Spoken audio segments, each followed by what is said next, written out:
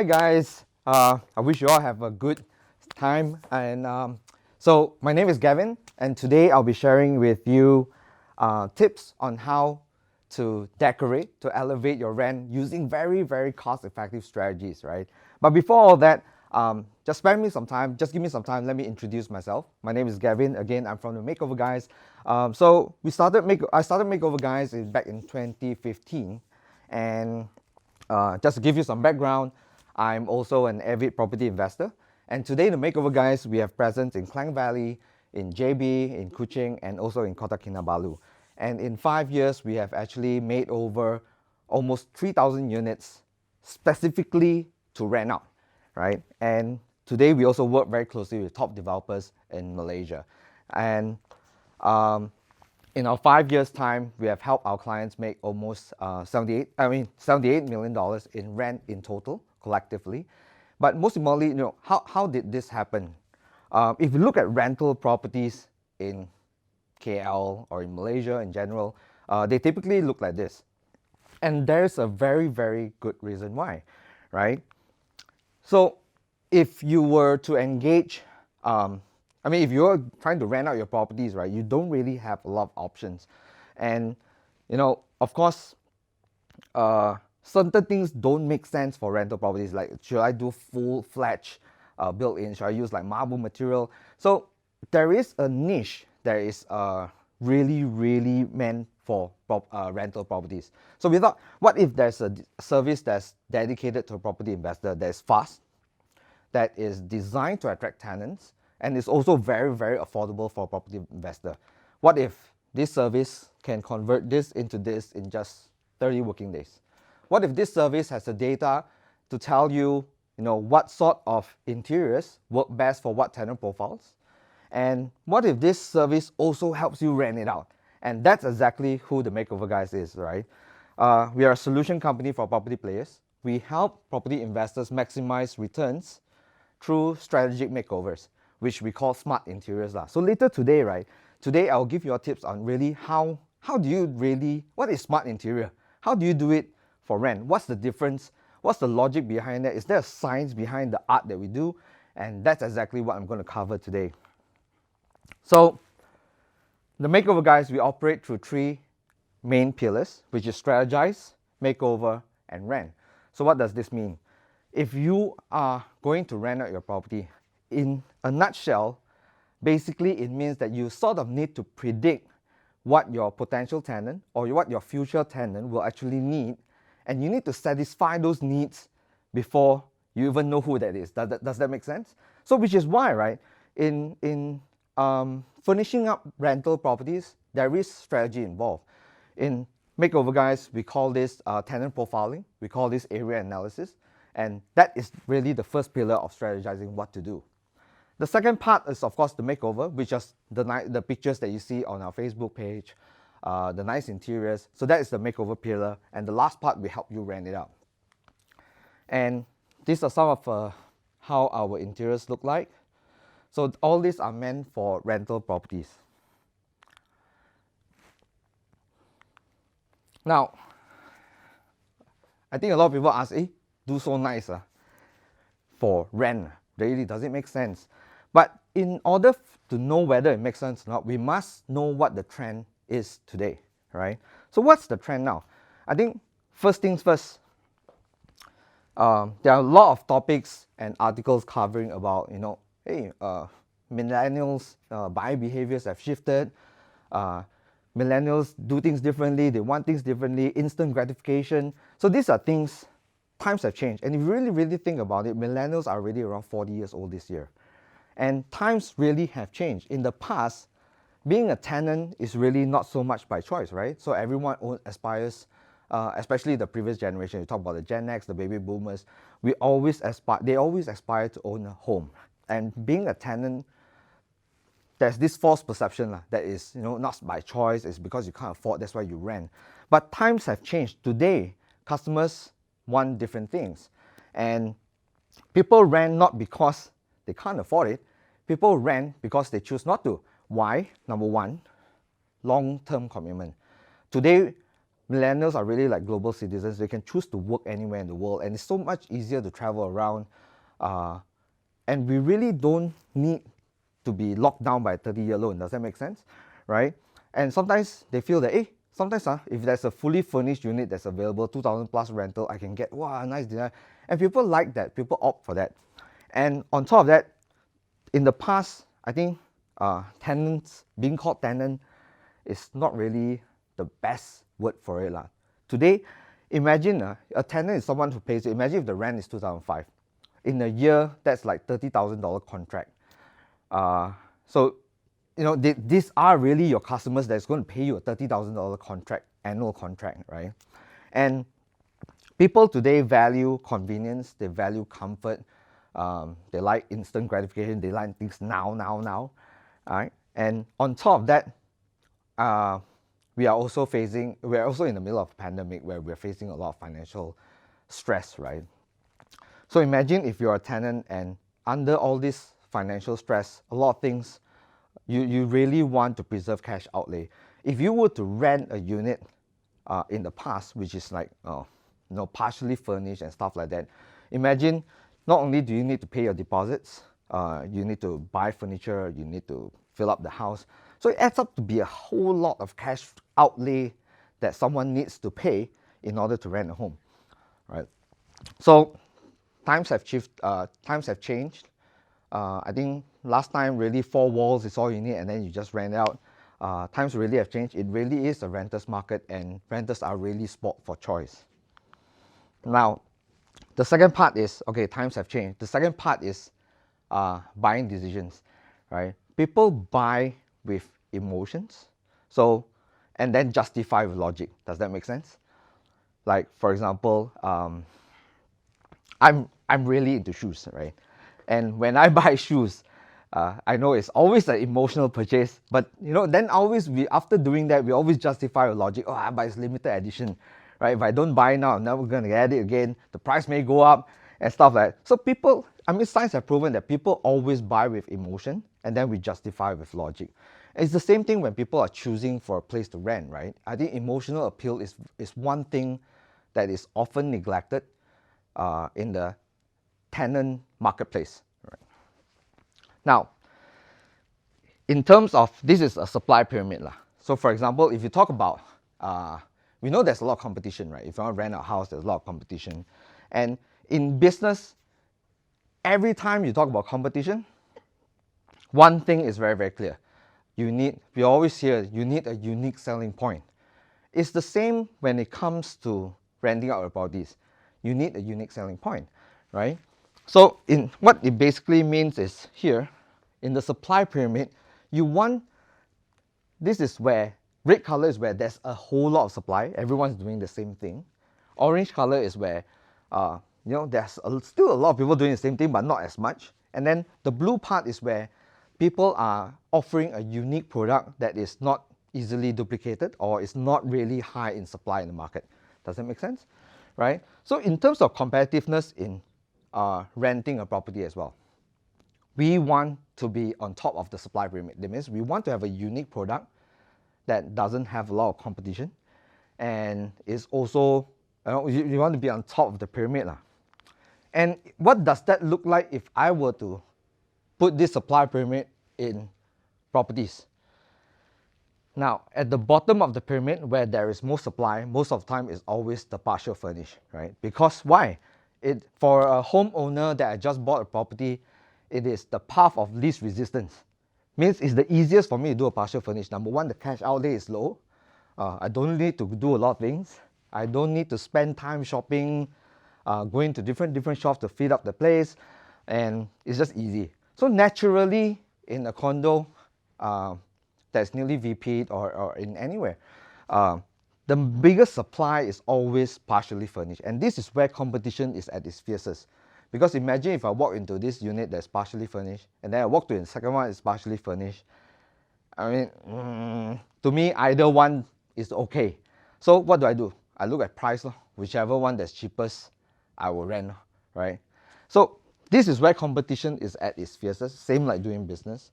And then on top of that is what we call functional fully furnished. That means it's also fully furnished, very convenient, but the design is not much design. It's functional. Everything is complete. So in the supply pyramid, functional fully furnished is also pretty competitive. Why? Because it is the path of moderate resistance. It's not difficult to fully furnish a home just by supplying everything that's needed. I mean, just go to a few furniture shop, don't have to mix and match, just buy some of the cheap stuff and just put it in, right? So that's functional fully furnished. And then on top of the pyramid, which is very, very little in supply, is what we call designer fully furnished. And that's where we want to be, right? We want to be at the designer fully furnished, where competition is at its lowest. There is emotional appeal. People will think, oh, shit, very little units, right? If I don't act now, someone else may grab it. So we really want to be on top of the pyramid. Now, we want to be here, but I think a lot of people ask, wow, Gavin, I think how to do, everyone also want to be on top there. So there are a lot of questions that's being asked. Number one is how to budget. Really, do we have so much money to spend as investors to be on top of the pyramid? The second question is how to make it look good. Normal people, let's say if you're not from the creative line, I think designing a house is pretty challenging. It's pretty challenging because there's so many options, right? Should I choose this color? Should I choose that color? Some show units, a lot of pieces look good. So I think these are the two things which I really want to share with y'all. How do we budget? First part. The second part is what are tips that beginners can use, normal people can use. Someone who's not a designer, if you're a designer, go ahead if you're experienced. But if you don't have the basics of designing and you don't really know what to do, I'll share with you 5 tips to make your unit look good without overspending. Right? Does that make sense? Thanks. So first part is how to budget. Now, there is a formula, there is some science to rentability. There is some science to it. And the formula really is something as simple as this. So basically, rentability, there are 2 parts of it. The first part is providing convenience. The second part is comfort. So if you want high rentability, it depends on how convenient it is and how comfortable the house is. So this is the basic science of rentability behind the art. Now, but what does that really, I want to dig down deeper into what does that really look like if I were to actually do furnishing, right? So all this theory, what does it really mean in real life? Now, don't ignore the rest first. I want you to focus on the emojis first, right? From left to right. So this part here is what we call the basics. The basics is really basic lah. Lighting, fan, aircon, curtain, kitchen cabinet. These are the basics of a home. And imagine if you walk into, a tenant, if you're viewing a house and you walk into a house, right, that doesn't even provide lighting, fan, aircon, curtains, you'll be like this emoji lah. Who wants to rent, right? It's totally empty. It's really, there's no demand. It's not livable. And then slowly as you fill up this then, okay lah, let's say if you got lighting, you got fan, you got aircon, curtain, water heater, okay lah, the basics covered. At least at night can see got light, window, got curtain, right? The rest is loose furniture, maybe I can walk in. So of course, but the mood of the tenant who's going to be viewing this also is meh. But if you do a little bit more, what we call essentials. Essentials are furniture that makes a home or a space what it is. So for example, I'll give you an example. What makes a dining room, right? I know the layout is presented that way, but really what makes a dining room is really a dining table and 4 chairs. The minute I put that, this is a dining room. So furnishing makes the space what it is. It makes it relevant and makes it usable.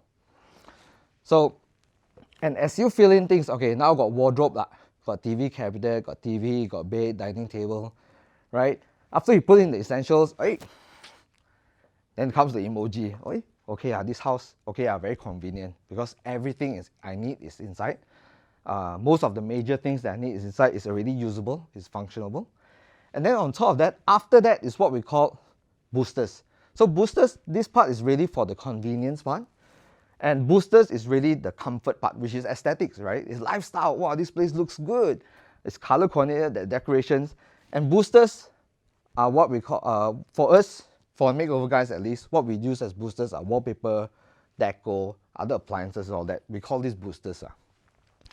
So then if you go sequencing like that, that is when the house actually looks like a designer fully furnished, right? So I'm going to share with you how to budget and give you examples of good spending and bad spending.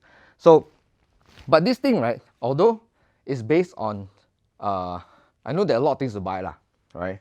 But there's also another missing portion, is sometimes our budget is quite limited.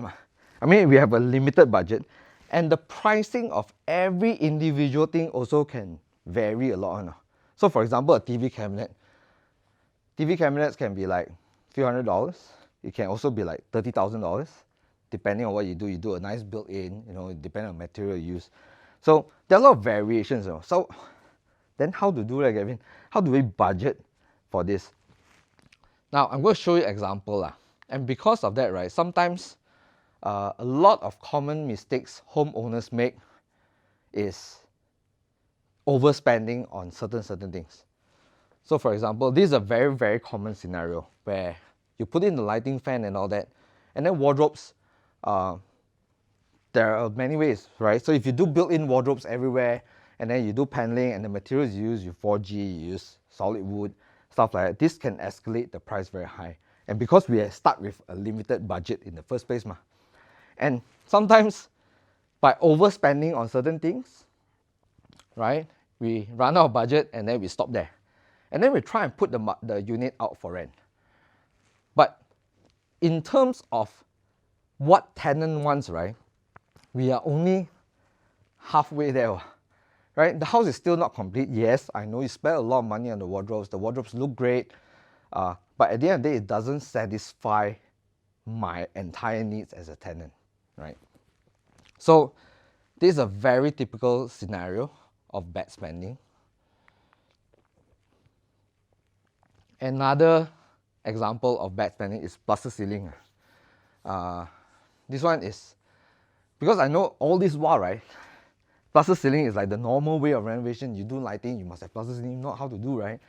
But let's face it, a lot of plaster ceiling is something that can actually cost a lot depending on the design, depending on the things. And if you really, really think about it, right, will a tenant pay extra $200 rent?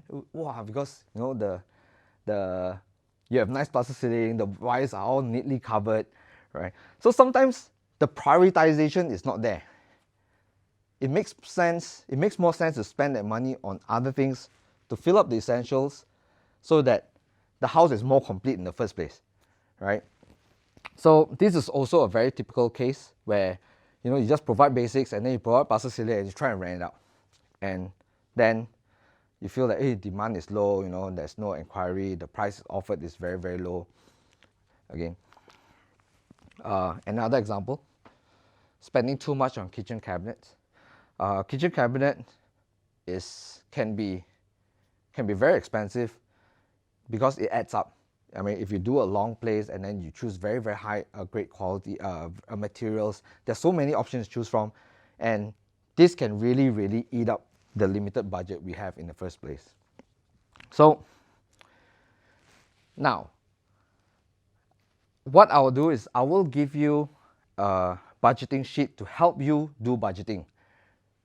You like that? So if you want this, drop us a PM. I'll send you the PDF, but I'll share with you how to use it first, right?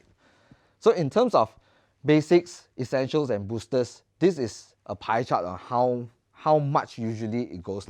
So the basic is a portion. Essentials is the biggest portion of spending, and then boosters is a top up of a little bit more to make it look good.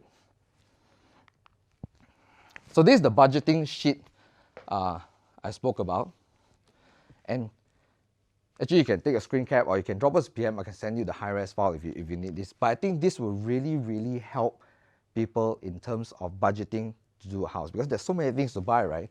And really, buying all this is a matter of sequencing and prioritization, not a matter of do extra. It's really a matter of sequencing, and we've made it in a way that we help you sequence what is important and what is less important to make the house complete. So there are so many things to buy. What you can do is you can use this sheet, you can do a budgeting on how much you're going to spend on lighting, total it up, and then go from left to right.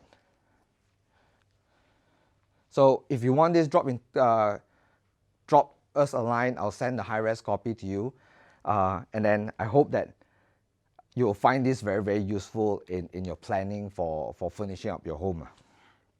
And then comes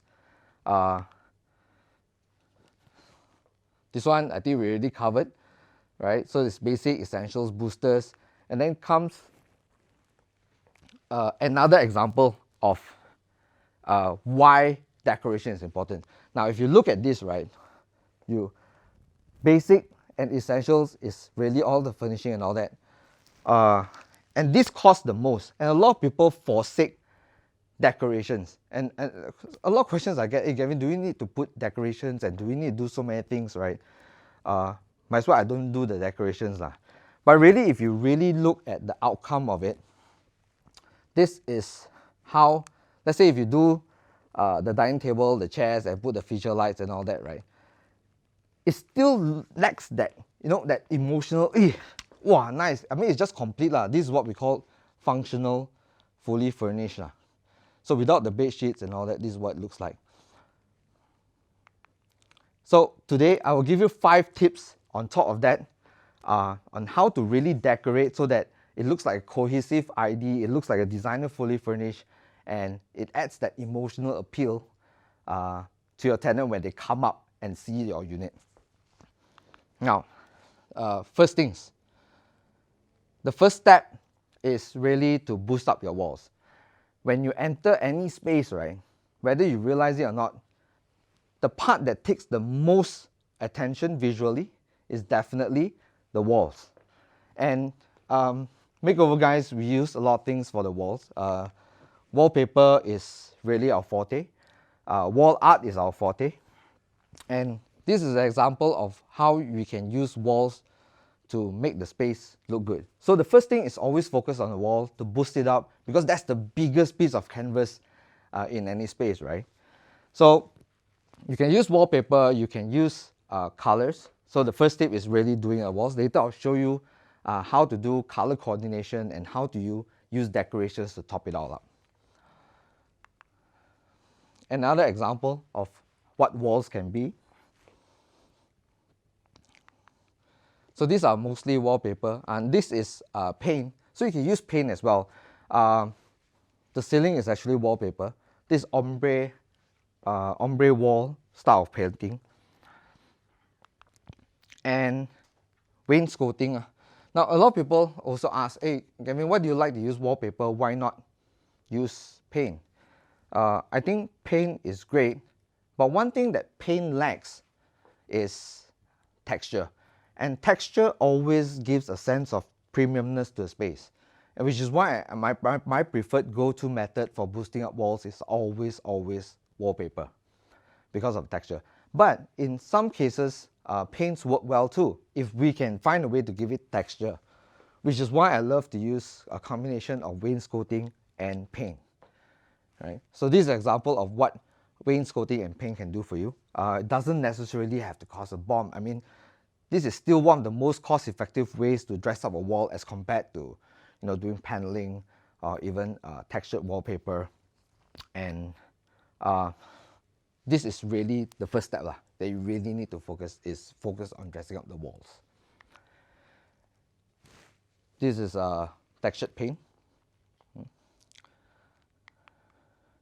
And sometimes dressing up walls doesn't mean that you always have to go full force the whole entire wall, right? So this example, if you have limited budget, This is also an example of how you can add a little bit of wallpaper to the wall, right? And giving it a design so that it doesn't look out of place, right?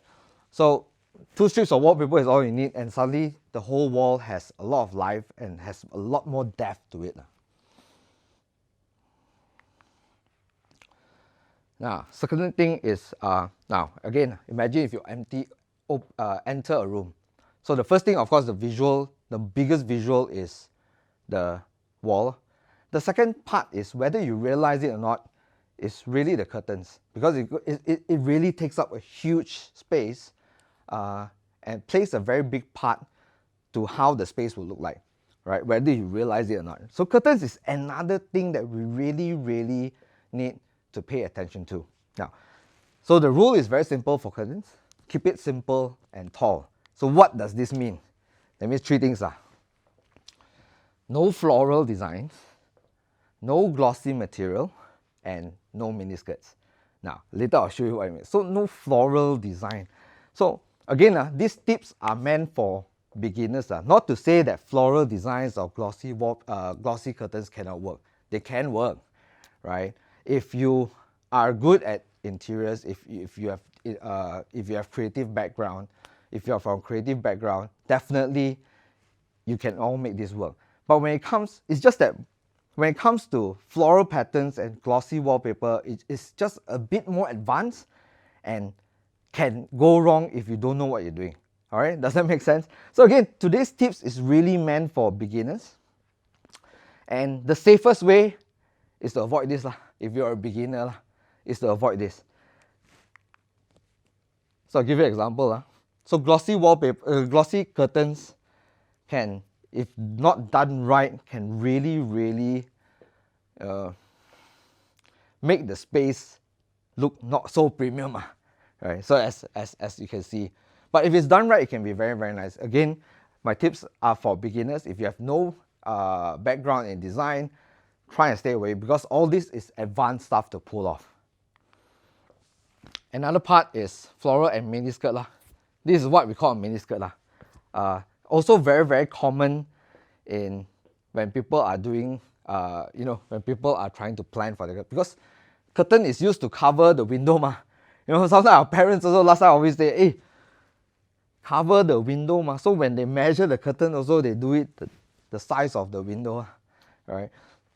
Try avoid this, because it makes the space, it makes the space look cheap if it's not done full. But if you add a little bit more budget, instead of doing a miniskirt style, if you do it tall, the whole perceived value of the space is totally different. It gives a whole new different ambience and a whole new different mood to the space. Does that make sense? So this is an example. If you look at curtains, also a lot of people ask, hey, should I do this please? Should I use that rod? What sort of, I think if you're talking about rental properties, if the most cost-effective way and the biggest impact, you can actually go for normal French pleats. These are the easiest, most cost-effective. As long as you do it from floor to ceiling, it can actually give the space a premium look because of the fabric and the curtains. Right? Another example, this double volume. Again, when it comes to double volume, curtains can play a very big role. It can really be a feature. This space, if you ask me, to me the feature of the space is actually the curtains. Another example, right? So just keep it simple, plain color, neutral color, avoid floral patterns, avoid glossy material, do it tall, and it will actually look pretty good. So this is the second part. Now, the third thing is, of course, lighting. Whether you realize it or not, again, when you enter a space, one of the biggest influence to your perception of the space, wall, curtain. Number 3 is lighting. So you must always use lighting to your advantage. So what do I mean by this? I think the first question a lot of people always ask is, should I use white lights or should I use warm white?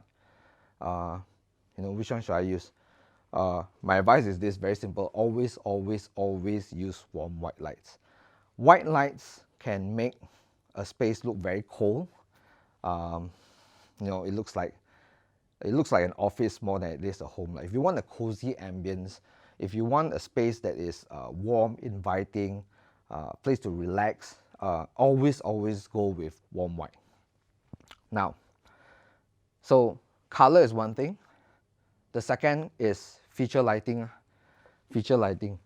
So every house, every space, right, when you enter, let's say the house that you're designing, when you go in, right, there must be a feature hero piece. And one of the most cost-effective way to create the hero piece is to actually use feature lighting. Because, I mean, there are so many options of feature lighting nowadays in the market. Not everything is very expensive. There are cost-effective methods. And the designs nowadays are getting pretty amazing, if you ask me. I think really some of the designs are really nice, and it's not very expensive. So use this to advantage when you're creating a nice ambience. Feature lighting. Now, feature lighting must always be almost eye level. So when you go in a space, you see, it must draw the attention away from you, to you, right? And I like to use feature lighting at the dining room. Then, this also means that, because that's where the fan used to be, right? So a lot of dining table, then I put feature lighting, I cannot put fan. So if you want aesthetics, I think this is a trade-off that must happen, because generally, if a space, you put 2 ceiling fans, it doesn't look good. And most of the time, especially in condos, the living room is right next to the dining room. Try to avoid having 2 fans. So usually what we do is I will definitely recommend that you sacrifice the ceiling fan of the dining and turn it into a feature light. But of course, I understand we're in Malaysia, right? So sometimes things can be pretty warm, right? You can still fix that by putting a tower fan or a nice looking, what do you call that? A tower fan or a stand fan to counter that. And of course, there's aircon, right? So feature lights. Another part is lighting doesn't necessarily have to be very expensive. I'll give you an example.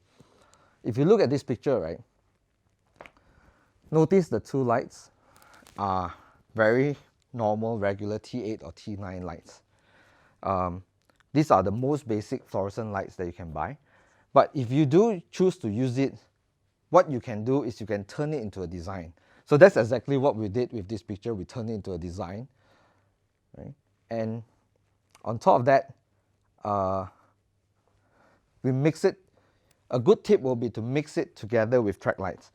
Track lights, I'm going to go a little bit technical. So when it comes to fluorescent tubes, these are floodlights. But to create the ambience of coziness, sometimes we need to have spotlights. And I love using track lights to achieve that. So these are, again, things that you can do, right? So another example of having feature lighting and track lights to give you that cozy ambience. So, and don't do too many feature lighting for one single space, right? So like for example, dining room is my preferred go-to place for feature light. The second part for feature light is actually for the master bedroom. So these are the 2 go-to places that I would definitely recommend putting feature lighting. Now, so you've got dress-up walls, you do your curtains, and then you have lights.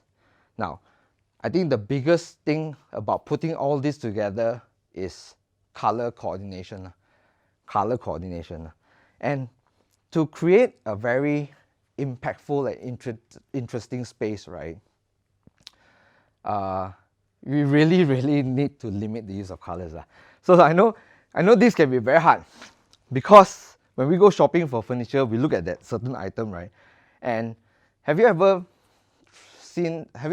experienced this? I mean, you see it in the shop, it looks great, you're like, wow, this is perfect for my home, and then I buy it, and then when I put it in my home, it just looks sort of, not that. And that's because we perceive, when we look at space, right, we look at everything as a whole and not down to individual items. And this is where color coordination comes in. So if you're a beginner, the easiest way is to limit the use of color. And I'm going to share a golden ratio of how to limit the use of colors. So this is the golden ratio. If you follow this, very hard to go wrong, right? So you limit it to three colors, and the ratio of your three colors is 60, 30, 10. I'm going to share examples with you later. So what does this mean?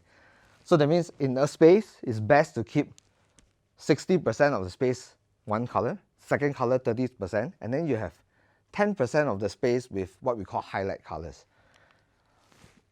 So again, back to this picture, if you can see, there are really not many colors involved. It's only three colors. You have your white, you have your wood grain, and you have your black. Same with this, there are really not a lot of colors. So just limit it, and it's very, very hard to go wrong when you choose. Now, the tone of color also plays a very important role. So what does that mean? So let me give you an example. Wood grain. So a lot of people, sometimes, you know, wood grain is wood grain. But after we buy the things that we put inside our home, we realize, why not very matching. Because wood grain, be it light wood or dark wood, is considered a color on its own. And it's best, right, to avoid two different types of wood grain in the house. If not, it will look very complicated. It will look a bit overwhelming. And this is one of the common things that we need to take note of when we are designing a space or when we are choosing furniture to place together in a space. So limit the use of colors down right to the wood grain of for example, this table. If it's this color tone, every other furniture, make sure that the wood grain is of a similar color tone. Does it make sense? So try and limit to three colors. Very hard to go wrong. 60, 30, 10 is the golden ratio. Another example, really not a lot of colors involved. Right? And then the last part is all about decorations. Like I said, decoration is really the booster of the space. You already spend so much money on, let's say for example, the bed, right? You already, I think the bed costs a lot more than the bed sheet, right? So you already spend so much money on the bed, but decorations is what makes it come alive. So always decorate, decorate, decorate. I cannot stress enough the importance of this. It's like you spend so much time and effort to bake a cake, and you try and sell it in the market without icing, and you know, it just doesn't work. That little bit of extra effort is going to make all the difference in whether or not people appeal, if your product appeals to the public or not, or whether or not people get excited over it. And like I said, so you follow the tips. Let's say if you start the four tips earlier that I said, right? So you did up the walls, you limit it to three colors, and then you do feature lighting next to the bed, and then the curtains, you keep it simple and tall, right? So if you follow those rules, right, this is probably what you will get. And let's face it, you compare. I will give you an example of this versus this. If you're a tenant and you walk into these two rooms, which one would you actually choose? All right. So one is like this, and then another one is like this. So like I said, you already spend the bulk of the money buying the expensive stuff, which is the furniture. Just by adding soft touches to the space, putting bed sheet, pillows, add a bit of decorative plants, bottles, decorations. So this is a little bit more, and what I like to call icing on the cake. So after you do all that, you must always decorate and put icing on the cake. So in terms of emotional appeal, it really, really adds a whole lot of difference. And I hope that this is another picture. Again, the decorations play a huge part in making this space look look attractive.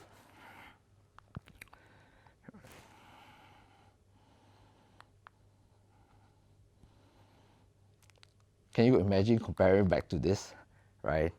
I mean, really, there's a whole lot of difference. Don't scrunch. Don't. I mean, you already paid so much. Don't be afraid to go the extra step. Same with dining table. If you don't put decorations, this is conventionally what it will look like. But imagine just by putting decorations on it, you know, just plates, plants, decorative plants, it really adds a whole lot of depth in the space, and you know, makes the place come alive. And if you were a tenant and you walk into a space like this versus this, which one really excites you more?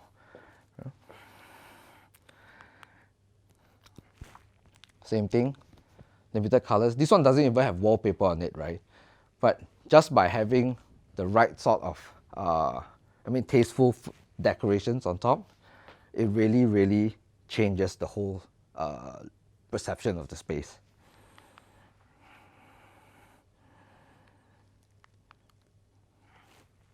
So when it comes to beds, when it comes to dining table, when it comes to sofa, the throw pillows that you put on the sofa plays a big role.